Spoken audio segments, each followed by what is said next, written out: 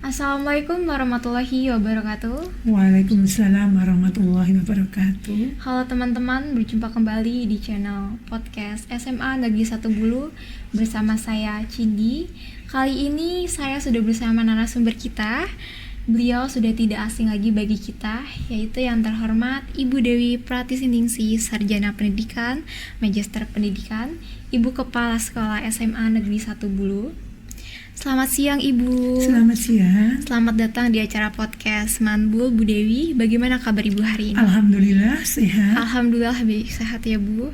Sebelumnya saya mengucapkan banyak terima kasih kepada Ibu yang sudah meluangkan waktunya untuk memberikan materi pada podcast ini, yaitu tentang penerapan budaya positif di lingkungan sekolah. Teman-teman, marilah kita ikuti perbincangan kita bersama Ibu Dewi dengan tema penerapan budaya positif di sekolah. Menurut Ibu, ruang lingkup penerapan budaya positif di sekolah itu meliputi apa saja, Bu? Penerapan budaya positif di sekolah atau yang saya gaungkan budaya positif, sebelumnya harus tahu dulu apa itu budaya positif. Budaya positif itu sebuah keyakinan ataupun keyakinan yang sudah umum atau universal terkait dengan hal yang akan dilaksanakan di sebuah satuan pendidikan yang menjadi ciri ataupun feature-nya dari sebuah satuan pendidikan, sehingga ini akan ngeling dengan visi misi sekolah. Kebetulan SMA 1 Bulu memiliki sebuah visi yang mana ingin mewujudkan sekolah ini, utamanya warga sekolah itu menuju warga sekolah yang berkarakter kuat, berprestasi hebat, dan juga berwawasan kebangsaan. Sehingga penerapan budaya positif itu bisa diupayakan, dan itu sebetulnya meliputi yang pertama harus dimulai dari pembiasaan terlebih dahulu. Kemudian nanti kalau sudah ke pembiasaan, nanti akan berkembang ke disiplin itu sendiri. Di sini disiplin itu juga membutuhkan sebuah kolaborasi antara pemangku kepentingan, utamanya adalah mungkin saya sebagai kepala sekolah, juga pendidik selaku yang melaksanakan kegiatan pembelajaran ataupun mengawali di pembelajaran, juga utamanya adalah objeknya, yaitu peserta didik itu sendiri. Sehingga kata kuncinya dari disiplin positif itu adalah pada pembiasaan yang utama dulu, atau yang namanya adalah exposure. Baik Bu, terima kasih sudah menjelaskan ya Bu.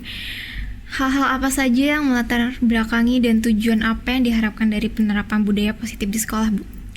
Latar belakangnya adalah tadi, pertama terkait dengan visi misi sekolah, karena setiap satuan pendidikan akan pasti punya yang namanya cita-cita ataupun terwujud dalam sebuah visi dan juga misi sekolah itu.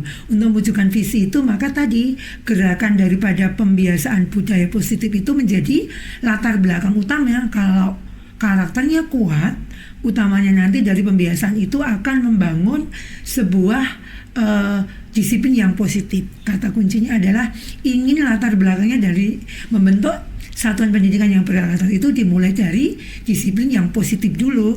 Contohnya mungkin dimulai dari disiplin waktu, kemudian disiplin dalam mengikuti sebuah kegiatan, disiplin melaksanakan tata tertib sekolah, juga disiplin dalam mentaatinya itu juga. Baik, selanjutnya bagaimana sih Bu teknik pelaksanaan dan pendokumentasiannya? Dalam pelaksananya kan tentunya melibatkan guru, karyawan, dan siswa. Apakah dalam pelaksanaan budaya positif ini juga melibatkan orang tua dan instansi di sekitar sekolah, Bu? Kalau teknik pastinya dimulai dulu dari manajemen sekolahnya. Kita berkomunikasi di antara manajemen sekolah itu untuk melaksanakan program-program sekolah yang utamanya dalam program sekolah itu utamanya tentu ada sebuah aturan akademis yang intinya adalah untuk mengarah ke budaya positif. Komunikasi dengan orang tua itu kita mulai dengan sosialisasi saat pertama kali masuk, yaitu sosialisasi program sekolah kepada orang tua supaya orang tua tuh tahu bahwa sekolah menerapkan sebuah program yang mana dalam program itu utamanya dalam bidang kesiswaan itu ya, tentunya ada beberapa program kesiswaan terkait dengan peraturan akademis atau tata tertib terkait dengan disiplin peserta didik. Jadi orang tua komunikasinya tahu. Kemudian di sekolah juga sering kita sharekan melalui informasi sekolah, melalui rapat-rapat dinas, komunikasi disampaikan ke pendidik untuk kita menerapkan itu sehingga ada kolaborasi. Kemudian nanti dalam pelaksanaannya tinggal kita sesuai dengan tupoksi masing-masing. Misalnya bidang kesiswaan yang saya kira sudah melaksanakan beberapa ketentuan terkait dengan kedisiplinan peserta didik. Juga di bidang kurikulum utamanya ada intrakurikuler, pembelajaran kan harus juga dimulai dengan disiplin positifnya. Misalnya contohnya pembiasaan baik sebelum pembelajaran dimulai dengan doa. Bahkan ini ngeling dengan gerakan literasi sekolahnya Pak Tri itu ada kegiatan sharing morning, pagi berbagi ya, itu juga menerapkan budaya positif juga kepada peserta didik. Kemudian juga intrakurikuler, selain itu ekskulnya budaya di positifnya banyak sekali munculnya di kegiatan ekstra kurikuler yang sudah disiapkan oleh sekolah. Misalnya di ekstrakurikuler baca tulis Al-Quran, menumbuhkan budaya positif religiusitas anak. Kemudian di bidang olahraga juga memunculkan disiplin diri dari anak-anak. Di bidang mungkin fotografi itu juga disiplin diri anak-anak terkait dengan berbagai hal yang ada di satuan pendidikan, terutamanya inkulnya ada, eksulnya ada, juga kegiatan GLS, juga kegiatan yang masuk di gerakan sekolah menyenangkan. Oke, baik Bu. Apa sih kendala yang dihadapi Ibu bersama tim dalam melaksanakan program tersebut dan bagaimana solusi alternatif pemecahannya, Bu? Kalau kendalanya itu mungkin terkait dengan kita yang beberapa, kalau SDM kita sudah bagus, sudah cukup. Mungkin hanya kebiasaan anak-anak itu. Memang dari peserta didik itu untuk membiasakan dari hal yang baik itu perlu sebuah proses. Kan tidak mudah karena anak-anak itu kan heterogen. Ya, anak itu ada yang ketika diterapkan budaya positif oke ya, mudah. Tapi mungkin ada beberapa anak yang mungkin juga sulit. Dari sini mungkin membutuhkan sebuah ekstra kesabaran dari pendidik juga dari kita untuk konsistensi melaksanakan kegiatan itu. Yang penting sebuah kegiatan itu konsisten dulu. Ketika kita konsisten, nanti peserta didik itu pengarahnya adalah nanti pembiasaan dan contoh yang baik, itu nanti akan menjadi sebuah kebiasaan yang baik. Jadi kendalanya ya pada mungkin mensinergiskan anak-anak itu supaya bisa, cara kasarnya adalah bisa mapan begitu. Anak-anak bisa untuk mapan itu perlu sebuah proses ya gitu. Jauh ke depannya kira-kira manfaat apa sih Bu yang dapat diperoleh dari siswa, guru, orang tua, dan masyarakat dari penerapan budaya positif di sekolah?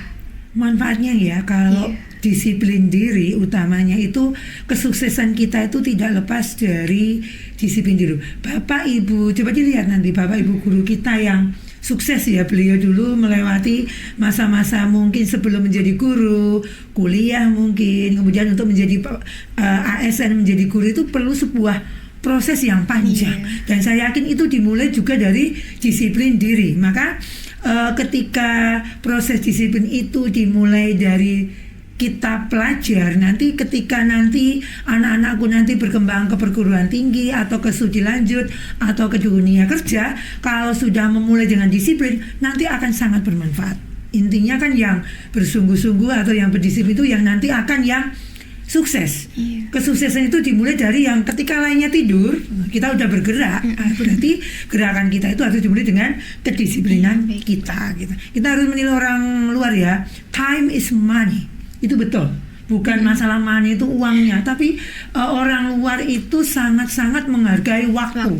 Dan itu perlu kita contoh itu ya, karena dengan kita menghargai waktu, maka waktu itu akan memberi kesempatan bagi kita untuk berkembang. Dan nanti kalau anak-anak itu udah biasa disiplin, kedepannya nanti sudah akan membentuk karakter yang kuat, sehingga nanti kedepannya saat kuliah, saat bekerja itu sudah siap dengan disiplin diri yang sangat kuat. Iya, baik.